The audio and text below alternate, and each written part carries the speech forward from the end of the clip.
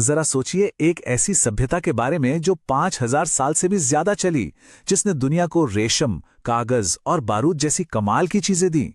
तो आज हम प्राचीन चीन की इसी महान विरासत के पीछे छिपे रहस्यों से पर्दा उठाने वाले हैं। देखिए, ये सिर्फ एक साम्राज्य की कहानी नहीं है। ये एक ऐसी संस्कृति की कहानी है जो इतनी मजबूत थी कि वो कई राजवंशों, हमलों और क्रांतियों के बाद भी टिकी रही। तो सवाल ये है कि आखिर इसकी इतनी लंबी उम्र का राज क्या था? इस पूरी कहानी को समझने के लिए हम 4 अहम सवालों के जवाब ढूंढेंगे। पहला, ये सब कहाँ और कब शुरू हुआ। दूसरा, हमें इस बारे में पता कैसे चलता है। तीसरा, क्या बात इसे इतना खास बनाती है। और आखिर में, क्या ये वाकई कभी खत्म हुई? चलिए पता लगाते हैं। तो हर बड़ी कहानी की एक शुरुआत होती है। प्राचीन चीन के लिए वो शुरुआत एक शक्तिशाली नदी के किनारे एक उपजाऊ जमीन से हुई, जिसने एक पूरी की पूरी सभ्यता को जन्म दिया। प्राचीन चीन की कहानी शुरू होती है पीली नदी यानी हुआंगहे नदी की घाटी से। अब इसका नाम पीली नदी क्यों है? वो इसलिए क्योंकि अपने साथ एक खास पीले रंग की गाद बहाकर लाती है, जिसे लोइस कहते हैं। और यही गाद जमीन को जबरदस्त उपजाऊ बना देती है। बस इसी उपजाऊ जमीन ने शुरुआती बस्तियों को पाला पोसा और यहीं से दुनिया की सबसे पुरानी सभ्यताओं में से एक ने जन्म लिया। ये सफर शुरू हुआ नवपाषाण काल में छोटी छोटी खेती करने वाली बस्तियों से। फिर बहुत जल्द ताकतवर राजवंशों का दौर आया, जिन्होंने चीन के पहले महान साम्राज्यों की नींव रखी। और आखिर में आया शाही काल, जिसमें चीन एक विशाल एकीकृत ताकत बन गया, जिसकी विरासत आज भी हम महसूस कर सकते हैं। अब ये एक बहुत बड़ा सवाल है ना कि जब कोई घटना हजारों साल पहले हुई हो तो उसके बारे में हमें पता कैसे चलता है। तो चलिए देखते हैं कि इतिहासकार और पुरातत्वविद यानी आर्कियोलॉजिस्ट अतीत के इन पन्नों को खोलते कैसे हैं। सच कहूं तो ये काफी हद तक एक जासूसी के काम जैसा है, जिसमें सुरागों को एक साथ जोड़कर अतीत की एक तस्वीर बनाई जाती है। तो सवाल ये है कि इतिहासकार और पुरातत्वविद ये करते कैसे हैं? देखिए, ये पूरी प्रक्रिया शुरू होती है पुराने ठिकानों की पहचान करने से। फिर बहुत ही सावधानी से खुदाई की जाती है, जैसे टेराकोटा सेना की खोज के वक्त की गई थी।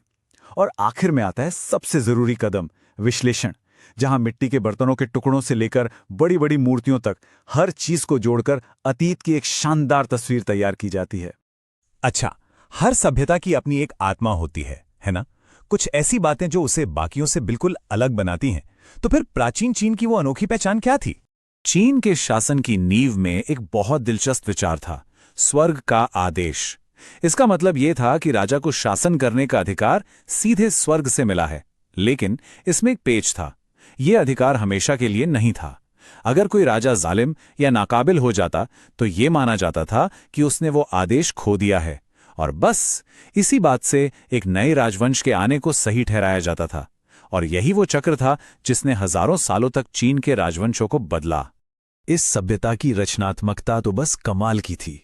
सोचिए, रेशम बनाने की वो खुफिया तकनीक जिसका राज चीन ने सदियों तक दुनिया से छिपाए रखा और जिससे मशहूर सिल्क रोड बना।